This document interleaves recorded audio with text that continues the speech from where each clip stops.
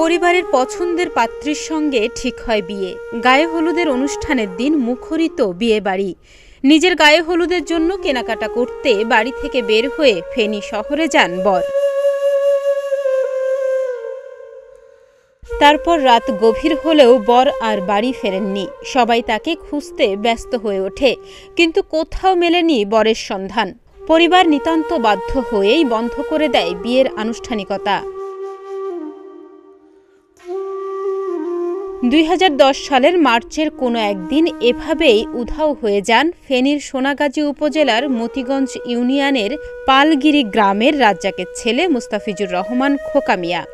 দিন আগের দিন ফেনীতে কাপড় চোপড় কিনতে যাওয়ার আর পাই নাই, কোন দিকে গেছে কি আসে বিষয়। এতদিন আমার অনেক খোঁজাখুঁজি করছি, পাই নাই।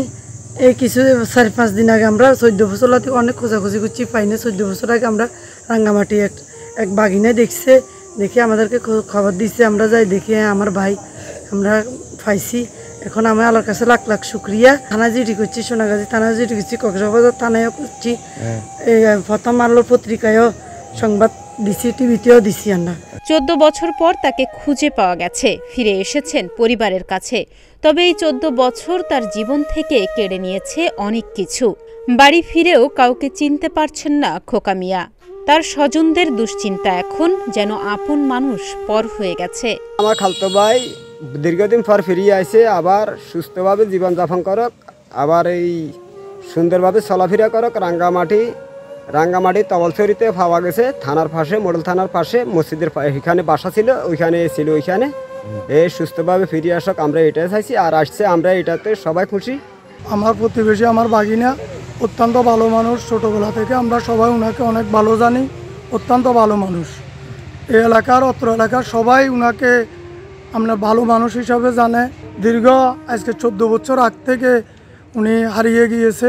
বিয়ের অনুষ্ঠান, ওই দিন গায়ে হলুদের অনুষ্ঠান থেকে কাপড় চোপড় নেওয়ার জন্য শোনা গেছে, ওইখান থেকে উনি উধাও হয়ে গেছে।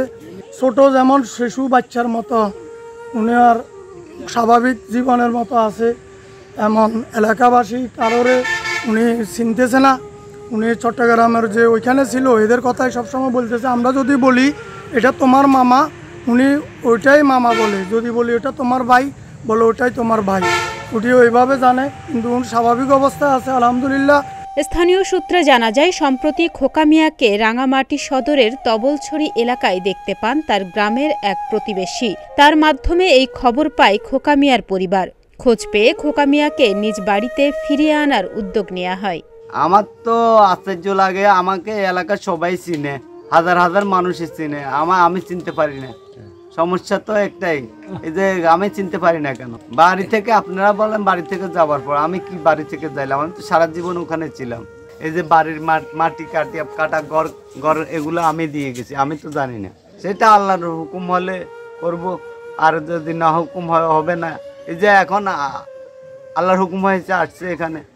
আমি তো এখন আমার সাথে পরিচয় যাদের হয়েছে আমি তাদেরকে চিনতে পারি, আর আমি তো অন্যদেরকে চিনি। নতুন কেউ আসলে আমি তো আপনাকেও চিনি না। এখন আপনি ফটো করতেছেন, মনে হচ্ছে যেন আপনি হয়তো সাংবাদিক, এরকম আর কি।